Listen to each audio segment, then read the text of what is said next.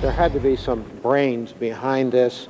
We have some good, promising leads. They're obviously being followed.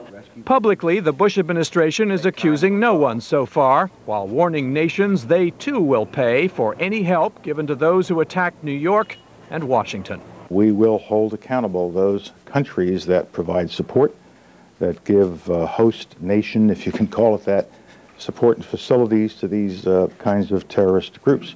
Afghanistan's Taliban government has long offered haven to bin Laden, but U.S. officials say they have no evidence thus far of any state directly assisting the attacks in New York and Washington. Many analysts argue that such a coordinated broadside could not have been possible without it. Osama bin Laden represents a complete terrorist network. He will have one or more state sponsors, countries that he's either based in or working in collusion with. There'll have been passport support, communication support. One thing I think that ought to make us a bit suspicious about whether bin Laden was involved in it alone or not is that he goes to great lengths to advertise himself. And when you see something like that, you begin to wonder whether or not there may be an effort to draw our attention solely to him, to the neglect of someone who may be his principal contractor. If there was state support, a number of terrorism experts point to Iraq as the most likely suspect.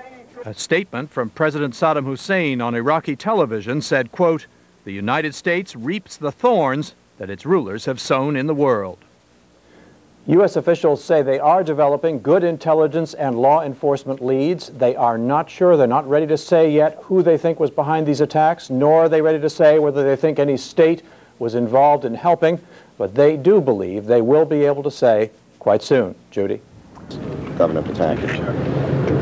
Thank you, Chuck, and I'd like to thank the members of the delegation for being here. Literally within the first hour of this tragedy on Tuesday, I had spoken with both Senator Schumer and Senator Senator Clinton, and they had told me whatever we need from Washington, they will be there to help us get. And we're very grateful for that. And Chairman Rangel and your delegation, we appreciate that support. Chuck, when you describe so eloquently flying up and seeing towers replaced with rubble, and the feeling you felt, it's a feeling all of us as New Yorkers, and I think all of us as Americans feel. But this is New York. And while it may be smoldering just south of here right now, we're going to rebuild, and we're going to come back, and we're going to come back stronger. And we've got great spirit here. It's not just the tremendous effort and sacrifice of our police and fire professionals who are downtown risking their lives right now. It's the block-long lines of people standing there to donate blood, to help out. It's the volunteers streaming into the hospitals to offer assistance. It's all New Yorkers coming together to make sure that we don't just put this behind us, but we come back stronger than ever. We need to do it together.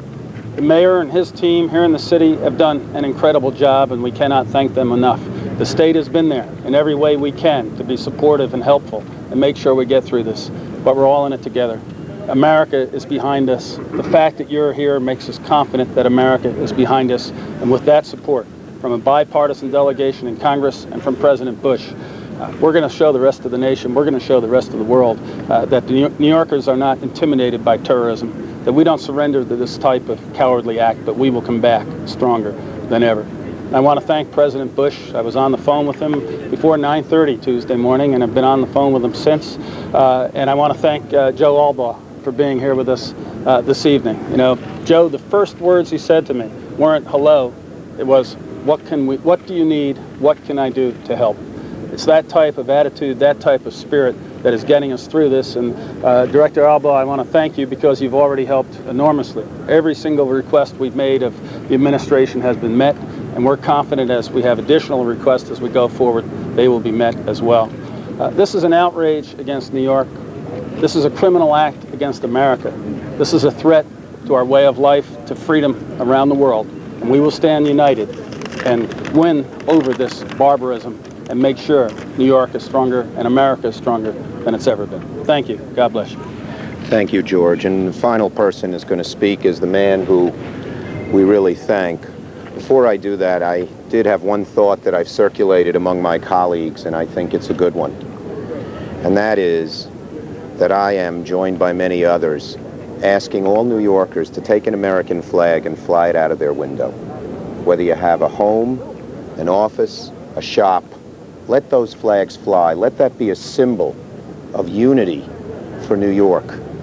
Let that show these evil, despicable people that they cannot daunt our spirit. And in that way, we will show the kind of unity and fervor. People know what they want to do. They've been doing lots of things. But just letting the flag fly from your window, whether you live in a private home, an apartment house, or an office, whether you're in an office, will really show them that we are Americans and we're proud of it. We're listening to elected officials in New York State, New York City, the mayor, the senator, U.S. senators, the governor. These are politicians who normally are at each other's throats, but in the aftermath of this horrific tragedy, they have come together to say they will work together to do what's necessary to provide the resources to put New York City back together. In the end, they're hearing Senator Schumer say he'd like for every American to hang a flag out their home, their shop, their office. And we're looking at a picture, Aaron, of that building, One Liberty Plaza, that we're keeping a very close eye on. Yeah, we sure are. At various points, the wind will shift and the smoke will cover, and it's hard for us to see these pieces either of window or of facing, if that's the right word, facing falling off the building.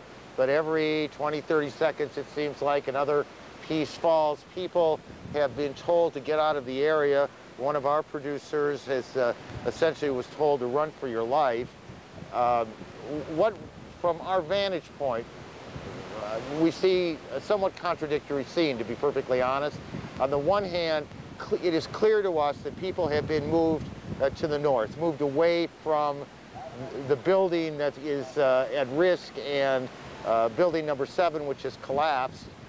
On the other hand, that fire truck that has been there pumping gallon upon gallon of water on the fire in building number 7, which collapsed yesterday, continues its work, and those people continue to do those work.